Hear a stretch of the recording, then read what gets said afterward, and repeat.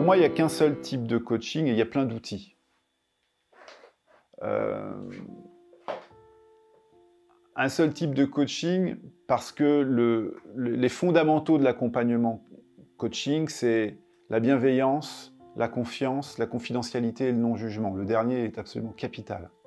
Il ne faut évidemment pas confondre le coach sportif avec le coach de vie. C'est évident, ce sont deux choses qui sont radicalement différentes.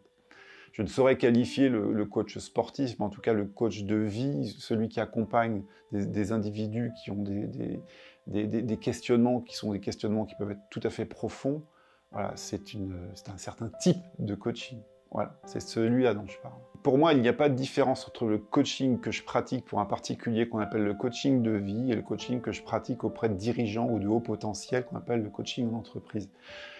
À chaque fois, c'est de l'être humain. Je pense qu'il faut faire attention à l'effet de mode sur lequel on surfe, parce qu'aujourd'hui, on a des coachs en tout, du coach vocal à celui qui va travailler avec des pierres chaudes.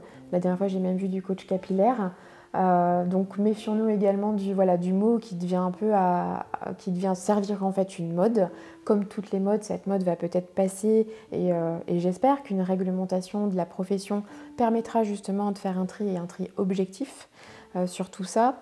Maintenant, si je me recentre sur les coachs qui disposent de cette formation, qui est une formation initiale, mais qui permet véritablement de s'adosser à un cadre, à une dimension professionnelle, à une déontologie qui est bien propre à notre métier également. Donc si je m'adresse à ces coachs-là, oui, on a des champs de spécialisation. On peut avoir des champs de spécialisation, du coaching scolaire, du coaching de dirigeants, du coaching pour les hauts potentiels, du coaching d'entreprise, on a plein de coaching en fait. Mais le monde du coaching, en fait, c'est un monde extrêmement large. C'est-à-dire que il y a beaucoup de gens qui disent je suis coach et on se demande d'où ils sortent. C'est coach nutritionniste, coach yoga, coach. Et en fait, d'une certaine façon, ils disent la même chose, c'est-à-dire je veux me mettre en indépendant, sortir de la machine qui broie, je les accompagner dans leur développement, soit physique, soit ceci, soit cela.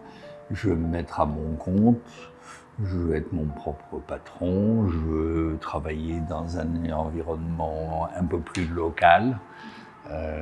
Autrement dit, c'est un mouvement vers l'indépendance des gros systèmes.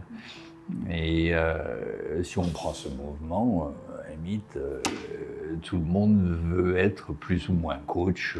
Alors ça, c'est, on pourrait dire, un mouvement social.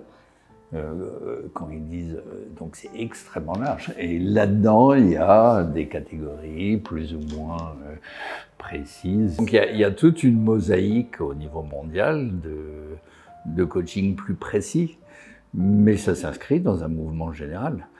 Et en fait, la plupart des postes créés aux États-Unis sont des postes d'indépendants. En France, avec le Covid, il y a eu un maximum de gens qui se sont mis à leur compte. Donc le coaching, c'est pile poil en synchronicité avec une façon différente de réfléchir et d'exister dans le monde. C'est beaucoup plus lié à Internet. On peut presque suivre des clients par SMS. Faire du coaching en continu, quand j'ai vu un client hier, si j'y pense aujourd'hui, je pourrais lui balancer une question. J'attends pas de réponse, mais c'est pour le provoquer. Donc c'est beaucoup plus millénial, c'est lié à la révolution de l'information qu'on ne le pense.